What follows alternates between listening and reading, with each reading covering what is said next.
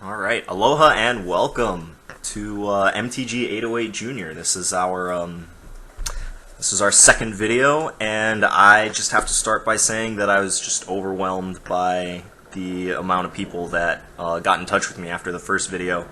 I was not expecting to reach nearly as many people as I did, and have just gotten a lot of positive feedback. So thank you to those of you that have reached out. I do want to just respond. I got a number of offers for people wanting to participate and donate cards specifically.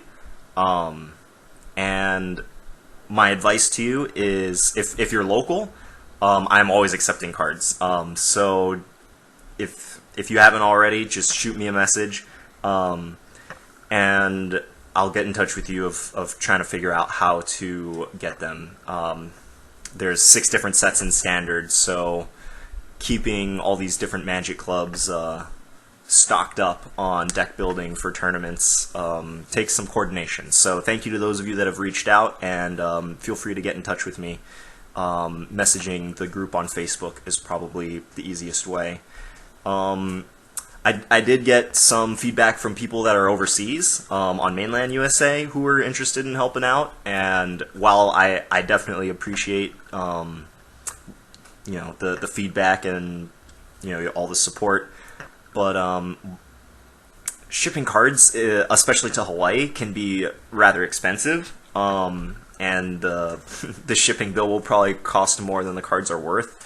So my advice to you, if you're in that position where you're like, oh hey, this idea sounds cool, I want to help out in any way that I can, donating cards is that way. Try to just check your local Magic community, see if there's anyone in the community that's doing something similar. It's hard, like Google searches and stuff don't turn up much, especially not recent stuff. But I believe that there are Magic clubs out there, right? As I said last week, the Magic Club at Nanakuli existed, and I just had no idea until I stumbled upon them one day at work. So there might be some out there, and if you do find someone that's like that, I'm very interested to hear what their experiences have been. Trying to grow the body of knowledge surrounding starting Magic clubs in schools. Well, that being said, I don't think I made this clear in my first video, but at least for the next couple of videos, and probably just one of the focuses of the channel in the long term, is going to be trying to provide support for and just sharing ideas about the process of starting Magic clubs. So what I want to go over today is just some of the best practices that I've come to over many years. Myself, some of the best practices that I've come up with and have seen and have implemented.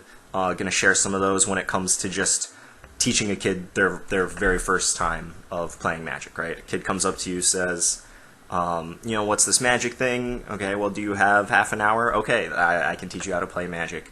Maybe even 20 minutes. But yeah, just gonna go through some of the stuff that I have come to learn about this subject, and I guarantee that there's other people out there that have thoughts and ideas about this subject. So if people like that do exist, I want to talk to you. I want to hear what you think, see what you think of my ideas, see what ideas you've come up with. And also coming back to the people wanting to get involved, right? The more Magic clubs that are out there, I just think it's just healthy for the Magic community.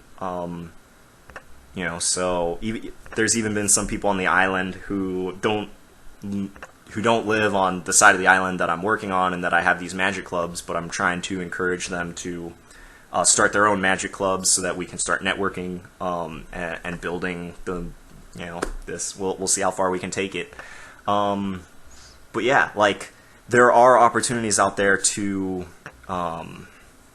start your own Magic club. Most people do it just in their spare time. Most high school clubs, the advisor doesn't get anything extra. They just put in a bunch of time because they love their kids. That's what the teacher at Nanakuli has been doing, Kelly. So there's always that option. If you are like a high school or middle school teacher and your school allows for clubs, you won't get paid for it most likely, but you can start something like this. So I'm going to be trying to target my videos at people that are in a position where they might be able to start a club. But other than that, if you're not already a teacher, but maybe you're thinking about putting a foot into the education community, first of all, the DOE, especially here in Hawaii, is very complex and not. It's a headache at many times. So with that disclaimer, I'm not going to get too deep and down the educational hole today, but with that disclaimer, if you are not involved in education already, but you are interested in starting a Magic club, I do know that very often schools have after-school programs that will hire, kids in college, or even, if you're interested in a part-time job that has a number of hours after school. It's really hard for, people with bills and stuff to stitch together half-time jobs. I stitched together many part-time jobs in my past to get to where I am now. But if anyone is in that position where like working after school for a few hours appeals to you, there are organizations out there that if you did a good job of approaching them and explaining to them what it is that you're trying to do, and if you're able to articulate it well and you're able to get the kids interested, then there are potentially paid positions that I could very well see Magic clubs existing in. A lot of these after-school nonprofits, a lot of these after-school programs, they're nonprofits. They don't pay that well, but they will pay you something, usually. So the one that I used to work for, that I believe it's a national nonprofit. It's called After School All Stars, and I worked for them for 2 years. And I went to the middle school twice a week on Tuesdays and Thursdays and worked for 3 hours. And one of those 3 hours I got to do a gaming class, or 2 of those 3 hours a week, right? No, so I did 6 hours a week, and 2 of those hours each week were a gaming class. So 1 hour a day that I was there was a gaming class.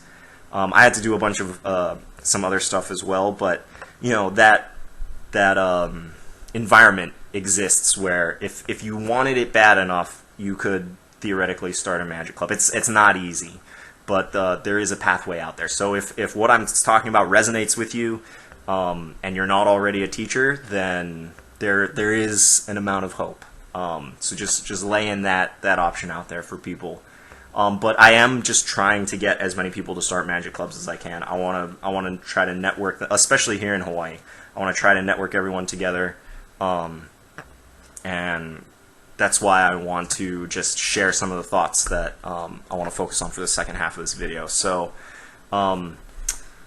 yeah, as I said, the topic I wanted to cover today was teaching a new student how to play Magic. Right? You might know this student, from during the other interactions, or you might not. Right? But just here are a couple of tips that I've picked up. The first one is that you really want to engage them as fast as, not as fast as you can, but you don't want to front load too much in terms of just explaining the game to them, right? If someone asks me what Magic is, I say it's a game that's kind of like, it's a strategy card game. There's a lot of thinking in it, and there's a lot of strategy, and there's a little bit of luck. And you are a planeswalker, you're a powerful wizard called a planeswalker, and you're fighting another planeswalker using these spells in your deck, right? You start them with the theme. You start them with the theme of the game so that they can conceptualize it in their mind. Because the game is so abstract, you need to root it within the story, right? The theme of the game, these powerful wizards fighting. You have to root it in that first so that they can kind of envision everything else. That's the stage that it's being played upon. And then if they're like, oh, that sounds cool, teach me how to play, please. the oh, here they are. Okay, so I try to get the kids shuffled up and playing as soon as soon as I can. So having a pre-con deck is definitely advisable. This one right here, this is a free pre-con deck that Wizards will send you if you're a store, right? What I did was I talked to some of the store owners. Shout out to Dirtle Zone and The Planet here in Hawaii. Talked to some of the store owners, and they offered to just order these decks for me. And I've believe me, I've put them to good use. I've gone through a lot of them. But this one, it comes with 2 different packets, and each packet has 30 cards of 2 different colors. One's in this box is going to be blue, and then one is going to be random. I've also seen them where each 30 card pack is individually packed.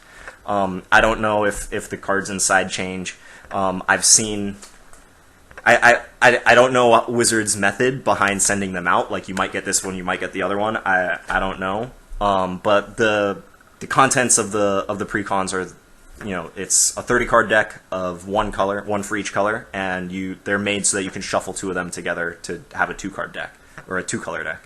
So I like starting them off with just one color so that they can kind of figure out the color identities and stuff like that. So I'll explain the colors to them, right? Red is about fire and passion, blue is about logic and control, white is about harmony and working together, green is about nature and strength, and then black is about death, deception, and taking advantage of things. So you explain that to them, let them pick a color, and then you get into the nitty-gritty. Now, the nitty-gritty here is it's what you want to be mindful of spending too much time on. You don't want to spend too much time on the nitty-gritty. So what I do is just the basics. Where is this one? Right here. Okay, so you start with what a land is, right? You pull out a land, you tell them, you need this to cast your spells. Lands make different colors of mana, right? Basic. You can play 1 land a turn. That's enough for them at that point. The next thing you want to go over is creatures, right? Arguably the most important creature type or card type in the game, right? You want to connect the idea of the casting cost to the land, and then briefly explain power and toughness. The toughness is kind of hard to explain sometimes, so I say if they take this much damage, then they die, right? Explain it in that way. And power is pretty easy to explain, right? This is how much damage they deal. Tell them that you'll explain combat when they're playing the game, because trying to explain combat in the abstract is just it's too much. Their eyes are gonna glaze over. And then the other thing I briefly mentioned is spells, right? Say that spells, the casting cost works the same. You cast them once, they happen, and then they go away. And some of them are instant, some of them are sorceries, and that's about it. That's all that they need to know to start shuffling up, right? So you want to get them playing actual Magic as fast as possible, right? Bare bones front loading, and then get them playing, because just like with the story, because it's so abstract and complex, it needs to be contextualized within a game. If you're trying to explain it away, then most small children will look at that, and even some not so small children will look at that, and a lot of adults will look at that and just be like, yeah, you've completely lost me.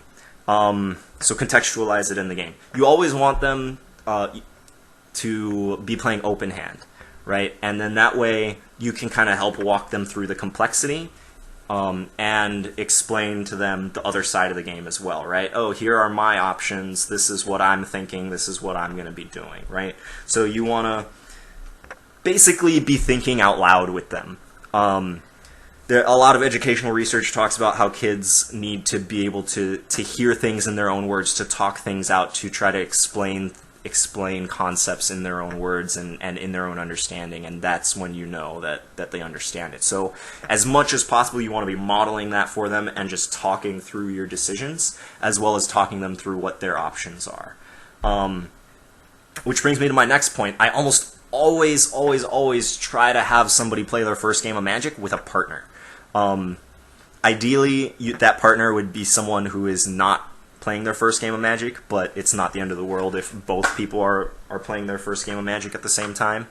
And there's lots of reasons for me advocating for having them partner up. Like I was saying, like, people learn things and encode them best when they're talking them through, right?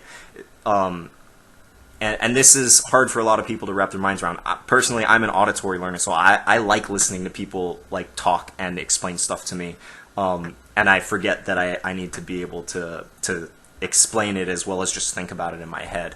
But like across all learning styles, being able to talk out your thoughts, it's kind of like the stepping stone to being able to write your thoughts, right? If you're able to explain your thoughts in words, then you can write them down, and then you can go more and more abstract.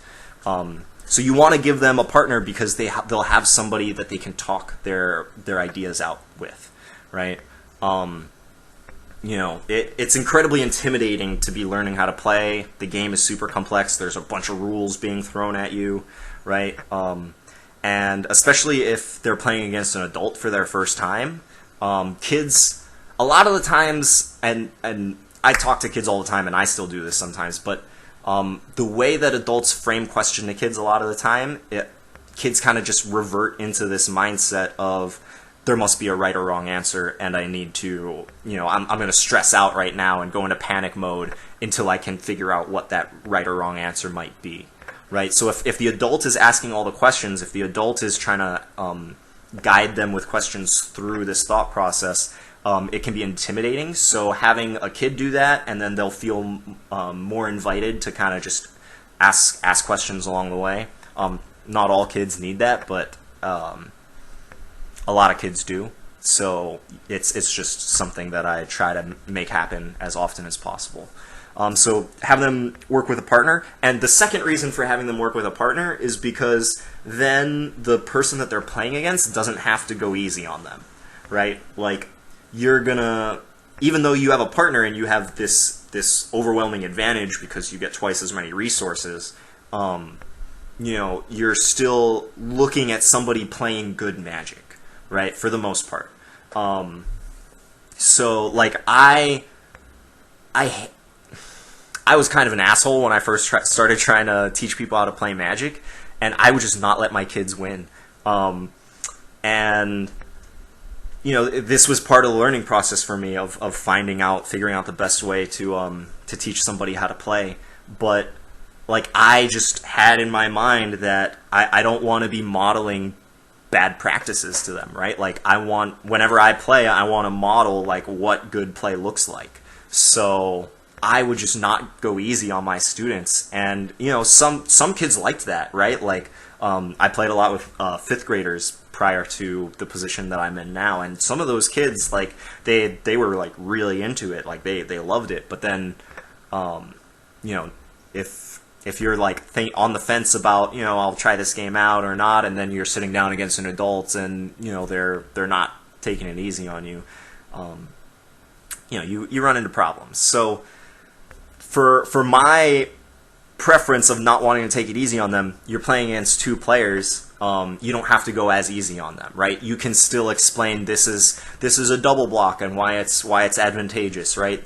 I'm not going to block this creature because I don't want to lose my creature, right? Like, you can get 2-for-1s and stuff like that, and the first time somebody 2-for-1s you with an instant, it just feels so bad, right? Like, they're explaining to you this new rule that you weren't aware of, and it's just like giving them this huge advantage, and their first instinctual reaction is going to be, you're cheating.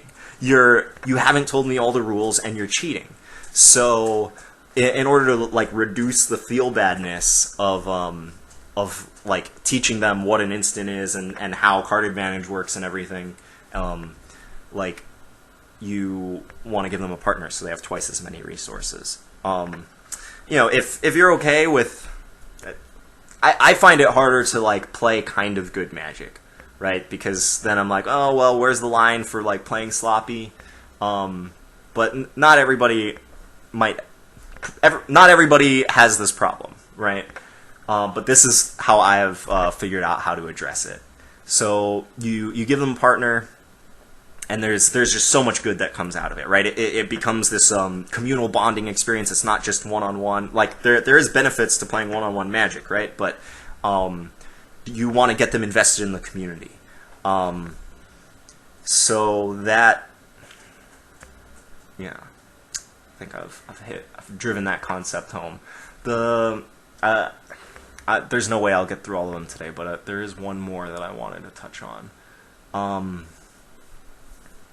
Oh, yes, the last thing I want to touch on is just